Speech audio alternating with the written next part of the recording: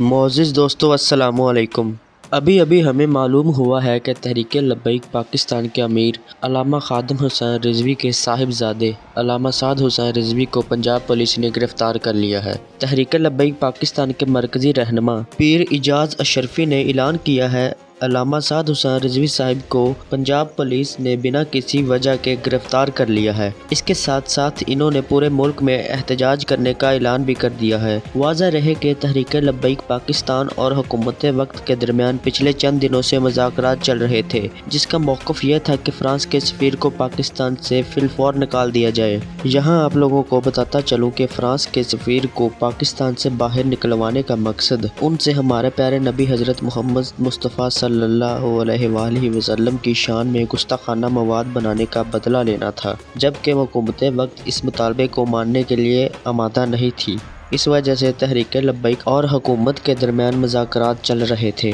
لیکن بجائے تحریک لبیک کے مذاکرات ماننے کے، پنجاب پولیس نے اس کے امیر علامہ سعد حسین رضوی صاحب کو ہی گرفتار کر لیا ہے۔ اس گرفتاری کے بعد ملک میں امن و امان کا نظام خراب ہو چکا ہے، کیونکہ تحریک لبیک کی جانب سے ملک میں شٹر ڈاؤن ہڑتال کا اعلان کر دیا گیا ہے،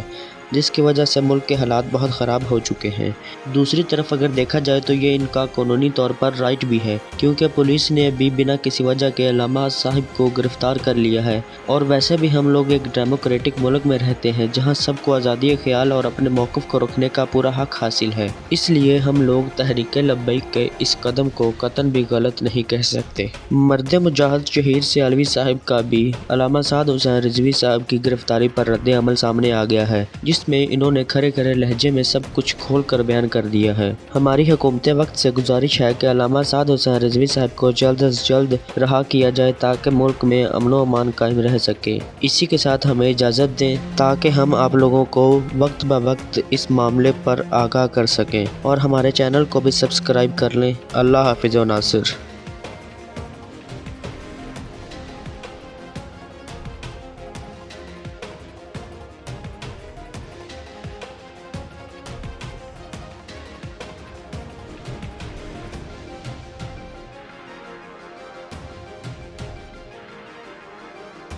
عورت مارچ پہ نکلنے والوں کو اور مسجد وزیر خان کے باہر ٹھمکے لگانے والوں کو تم لوگ پروٹوکول دے،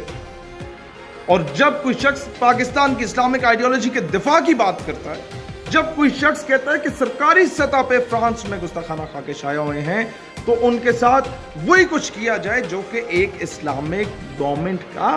فرض بنتا ہے۔ تم لوگ ان کے ساتھ جھوٹے معاہدے کر کے،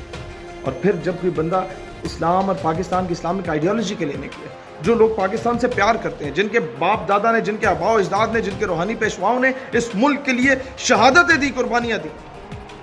ان لوگوں کو تم لوگ اریسٹ کر لیتے ہو۔ شرم سے ڈوب مرنے کا مقام ہے۔ یہ اس 1.5 مہینے میں دوسری اس طرح کی گرفتاری ہے۔ پہلے ہمیں گرفتار کیا گیا جب ہم لوگ نکلے مسجد وزیر خان کے لیے، اس کے تقدس کے لیے، اور جب ابھی فرانس میں گستاخانہ خاکے جو شائع ہوئے اس کے اگینسٹ ہمارا بھائی سعد رضوی جب نکل رہے تھے، اس کا انہوں نے اعلان کیا تو اگلے دن انہوں نے اریسٹ